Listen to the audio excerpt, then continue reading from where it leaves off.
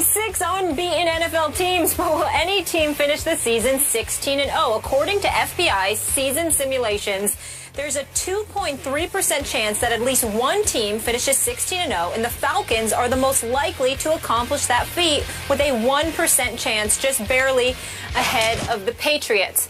Stephen A. Smith, are the Falcons over or underrated? Well, they're overrated if you're talking about them going 16-0, because I think that's just ridiculous. I don't think a team that ranks third, one of the worst pass defenses in the game of football, I think they're ranked 30th, is going to be able to deliver the goods for you in terms of an undefeated season. But this was my pick to win the NFC South, and I stand by it, although I am pleasantly surprised by what I'm seeing in Carolina, particularly with my man Cam Newton. I'm very proud of him. But I look at the Atlanta Falcons right now. They are 4-0 on this season. Yeah, they're not getting to the quarterback. They've only got 5 sacks on the season, Skip, Coach Herm. I get all of that, but they're going after the ball. They're more physical than they've looked in years on the defensive side of the ball. I'm just looking at some of the things that are taking place in that particular category, and I like what I am seeing from them. They defend well against the run, not necessarily so much against the pass. And then I'm just looking at some of these guys right here, the Justin Durant's of the world leading the team in tackles, the way their secondary has been playing, even though, again, they're soft in the passing game. They just need to get after the quarterback and stop giving quarterbacks so much time to pass. Offensively is the reason I picked them to win this division. I look at a Matt Ryan. I don't think that he's Peyton Manning or Big Ben or Aaron Rodgers, but look, he's pretty damn good. And then you got Julio Jones, who is arguably the best receiver in all of football, clearly top 2 as far as I'm concerned. You look at this guy, Leonard Hankerson. He's second on the team with 17 receptions. They're doing this despite the fact that Roddy White only has 6 receptions in 4 games, Skip. I don't know what's the matter with him. If he's injured, forgive me for saying it, but he looks right now like he's almost done. Unless he shows up and help these brothers out, he might need to start coaching or coming to do color commentary or something here, because he ain't playing. You got 6 receptions in 4 games. Something is wrong with that picture if you're Roddy White. That's not the Roddy White we know and love. And I sincerely hope that he gets it together and they get him more involved, or he can gain separation for receivers. Do something, because Julio Jones and Hankerson are holding it down. And Skip, Coach, let me say right now, I'm going to put my hand up. Maybe primetime Deion Sanders or somebody has an edge on me in this category. Maybe our very own Chris Carter has the edge on me because he knows this kid personally. The kid is I think he's the oldest of 10 kids.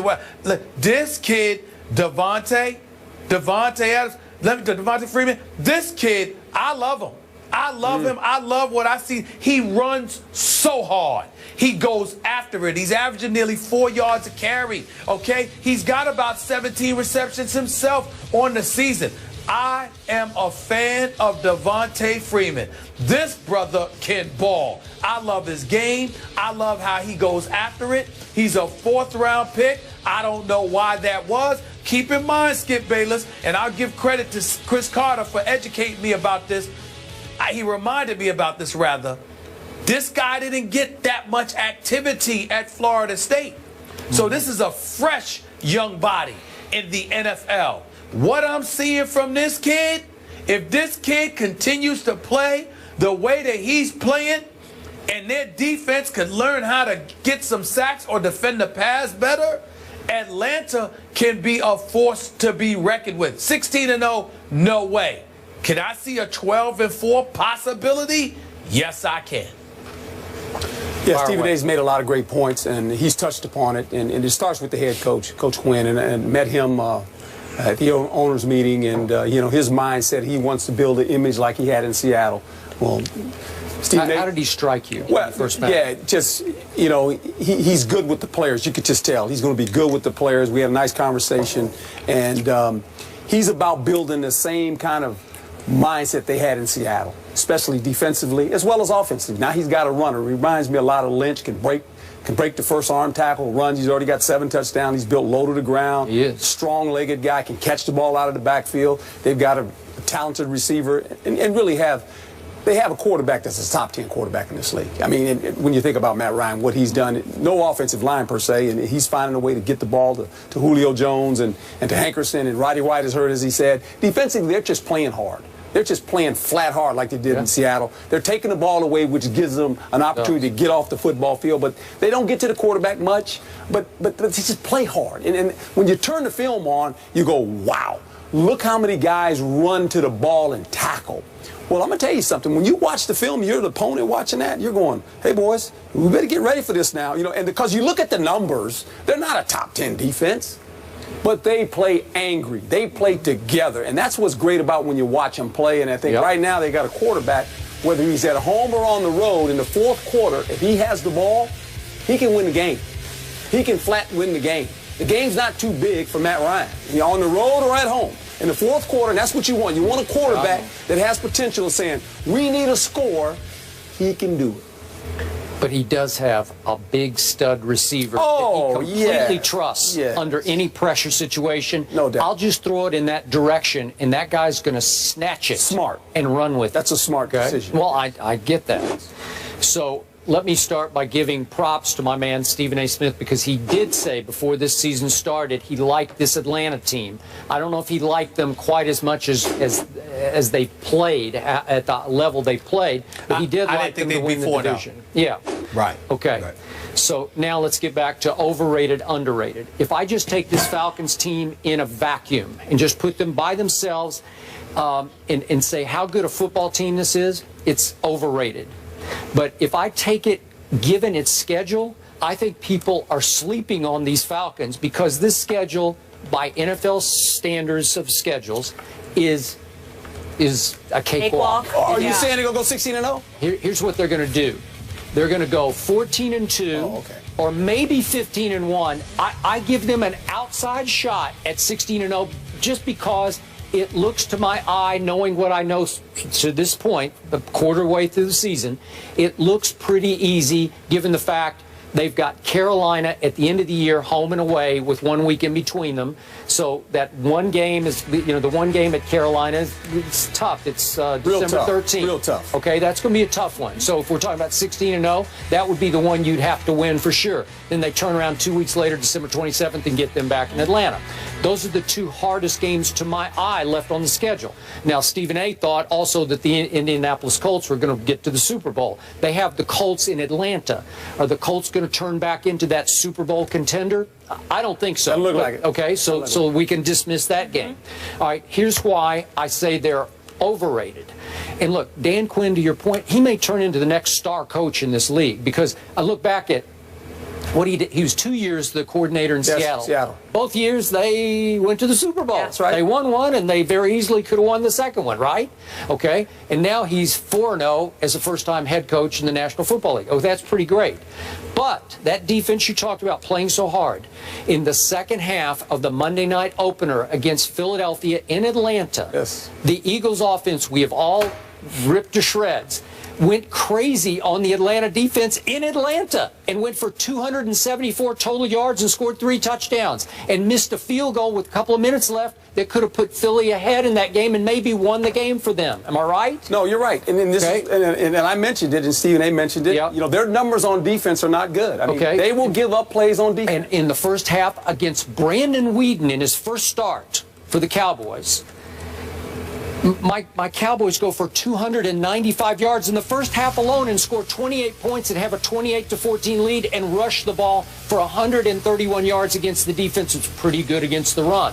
We ran wild on them in that game, and in the second half, they shut us off cold. They turned that faucet off and tightened it because we went backwards. I think we had a -4 yards rushing in the second half. So it's playing hard. It's making halftime adjustments by a coordinator in Dan Quinn who really knows what he's doing. But I can show you two halves that say they're overrated until I look at the schedule and I say, well, who's going to beat this team?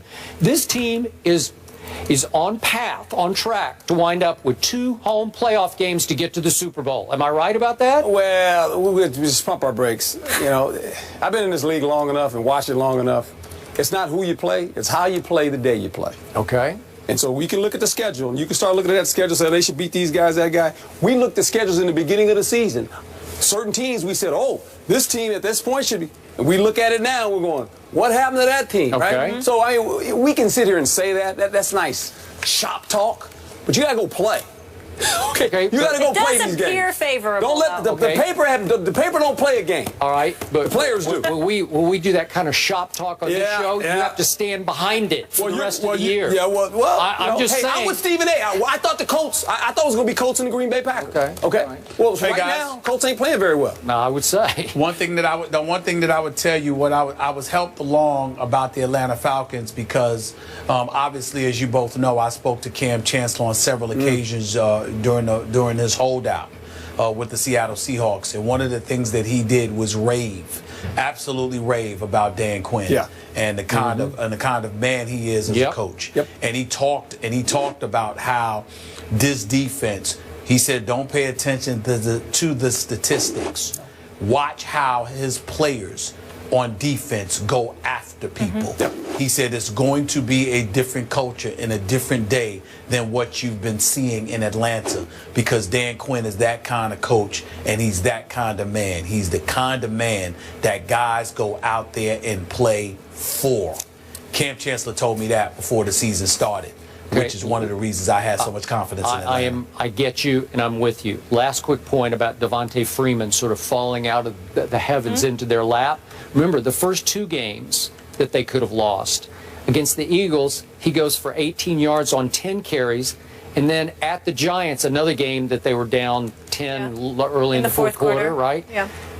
He goes for 25 yards on 12 carries. And nobody was talking about Devontae Freeman until my Cowboys introduced him to the world by saying, watch this, he looked like Earl Campbell to me, right? He's just running roughshod over him. Well, he's a rookie, young player, and it takes time. Second year. So he's a virtual rookie. He's a rookie to me. I mean, he hadn't played a lot of football. You're right. No longer under the radar. But to your point, Dan Quinn has certainly changed the culture there. When you describe them playing angry, playing tough, you wouldn't describe this team that way prior to his arrival. It's really been impressive and fun to watch. So Matt Ryan versus Kirk Cousins, that's Sunday in Atlanta.